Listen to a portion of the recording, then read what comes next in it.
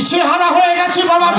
বাবা জানি আমাদের ভাই বোনের কোনো খারাপ খবর আপনি সহ্য করতে পারেন না। কি করে পারবে গো ছোট্ট বাবু? গিবলিমা মরে যাওয়ার পর এই মামা বাবু তোমাদেরকে কলে পিঠে করে মানুষ করেছে। উনি মানুষ নয়, উনি দেবতা। ভাববে না তো মামা বাবু। ভর্তা বাবু ঘরে এলি তারে বোঝাই বলো, সে নিশ্চয়ই একটা ব্যবস্থা করবে। হ্যাঁ মামা বাবু, দাদা ভাই যখন পুলিশ অফিসার নিশ্চয়ই রহস্যের জাল ছিঁড়তে পারবে। অবশ্যই জানি কোন অপরাধীকে ধরা খুবই শক্ত। দাদা ভাই স্বরাজ, তুমি কি শুনেছ আমাদের সাথী মা? সাথী কি হয়েছে? সাথী কি হলো বলো? সাথী কি হয়েছে? ও কিছু নয় গো ভর্তা বাবু, একটা উড়ো খাবো। পুরো খবর। হ্যাঁ দাদা ভাই, সাথী নাকি আজকাল কলেজে যাবো বন্ধ করে দিয়ে বাজে ছেলেদের সঙ্গে মিশে সিনেমা থিয়েটার দেখে বেড়াচ্ছে। রাস্তার সঙ্গে নাকি সে প্রেম করছে। এই দিনের খবর বল ব্রাস, তার নাম বল।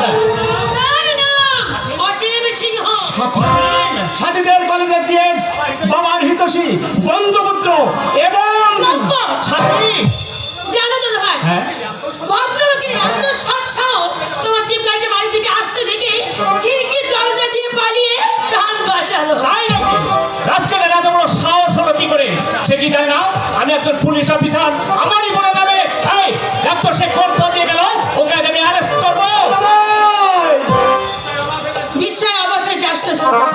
অর্থনীতির ক্ষমতার বলে বলিয়ান হয়ে অসীম সিংহ একটা মানুষ নামক জন্তু দিদিমণি, নাটক শেষে হোস্টেলে ফেরার পথে ওই জানোয়ারটা দল বল নিয়ে আমাকে শুভেচ্ছা জানাবার ওছিলায় নিয়ে যেতে চেয়েছিল হোটেলে। আমি রাজি না হওয়াতে ওরা আমাকে যেভাবে আক্রমণ করেছিল, যদি সেই মুহূর্তে রাজা এসে না পড়তো তাহলে তোমরা আমার মনের দেহটাই দেখতে। দেখলাম তো মামা বাবু, কোথাকার দল কোথায় গেল? আমি যাই ভর্তা বাবুকে গিয়ে বলি, ভর্তা বাবু গো, এই ভক্তি চোরের লক্ষণ।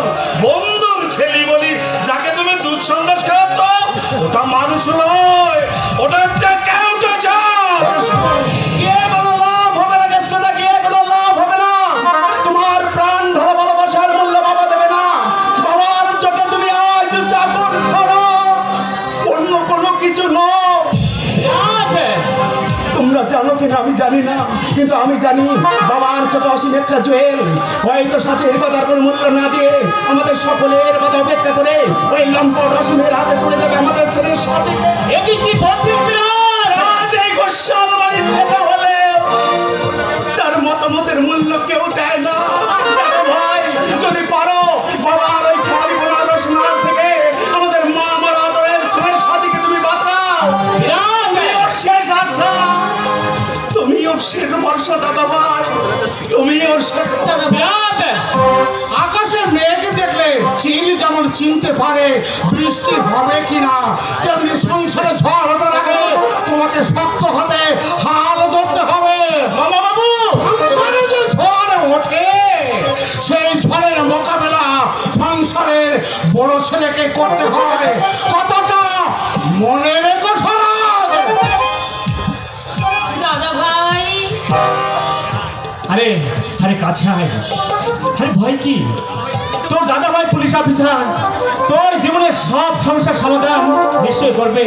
বাবার বন্ধুপুত্র অসীম সিংহ বাবার কাছে যত বড় হিসেব না কেন, আমার কাছে সে দাদার চাইতো ডেঞ্জারাস ক্রিমিনাল। আইনের চোখে সে চিটার, তাই তাকে অ্যারেস্ট করবই করব। দাদা ভাই কত শুনেও শান্তি। অসীম সিংহ রাজার থেকে ডেঞ্জার আছে ক্রিমিনাল। আমার সম্ভ্রম রক্ষাকারী রাজা। দেখি রাজার নাম মনে আসতে আমার প্রাণটা মন চঞ্চল উঠবে কেন? কেন আমার মনের আয়নায় তার মুখ খারাপ ভেসে উঠলো? কেন ঘুমের ঘরে স্বপ্নের মধ্যে তাকে এত নিবিড় করে কাছে পাই? কেন তার প্রশস্ত বুকে মাথা রেখে অশান্তির হাসি হেসে আমার বলতে ইচ্ছে করে আমি তোমারে বেসেছি চির সাথী হয়ে এসেছি।